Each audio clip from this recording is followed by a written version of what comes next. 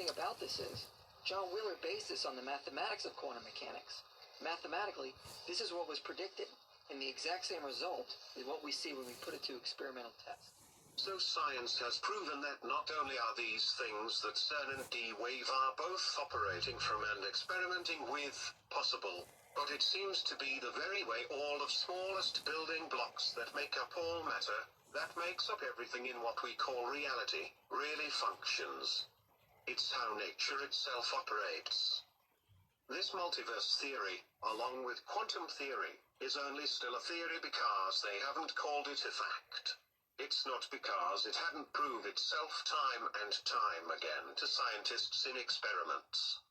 It's, after all, easy to coerce the public and big donors into support for scientific theories to answer questions than it is for something deemed a scientific fact. Cern's real mission may in fact really be to somehow open a large doorway into the timeline adjacent to us, and with the help of quantum computers, they will and possibly have, to some degree, already succeeded. To what precise degree they have manipulated our reality with these experiments is the real question. So what can we do about it? Our ever-growing resistance to the elite and their plans for a global one-world government, market and currency perhaps must be re-evaluated.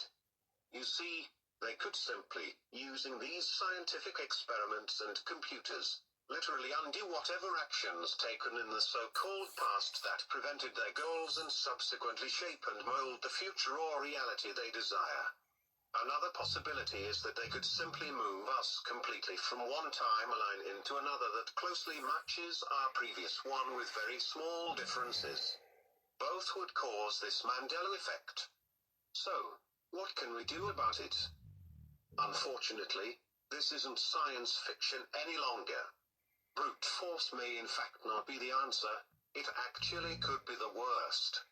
What is the answer could very well be our mind.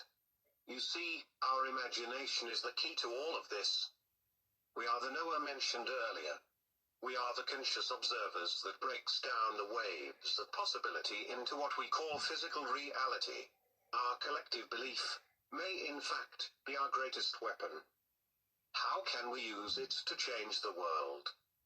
We may just all want to sit down and in a quiet room or laying in bed, shut our eyes and in our minds, construct our world from the idea that elite do not run our world.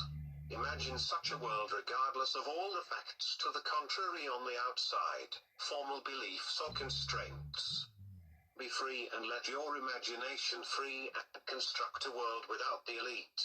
Give this imagined world all the tones and descriptions of reality our imagination can conjure. We have to imagine such a world to such a degree that we believe it. Imagining such a world is easy, but can you believe it? Can you believe what you're imagining is real, where if you were to open your eyes and get up from your bed, you would be walking in that world?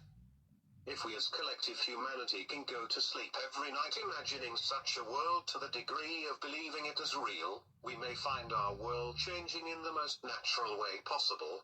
It will conform to that state. What we are suggesting could be the answer, and science and experience has time and time again proven that the question isn't what man can do, but rather what man can think. The solution being suggested here costs you nothing and could give humanity everything. We can go on doing what we've always done, or we can all, together, try something new and in time, prove to ourselves that we really are the saviors we've been waiting for. If we do not, we may one day wake up faintly remembering a hacker group called Anonymous that, according to history, never existed. The choice is ours. We are anonymous. We are legion. Expect us.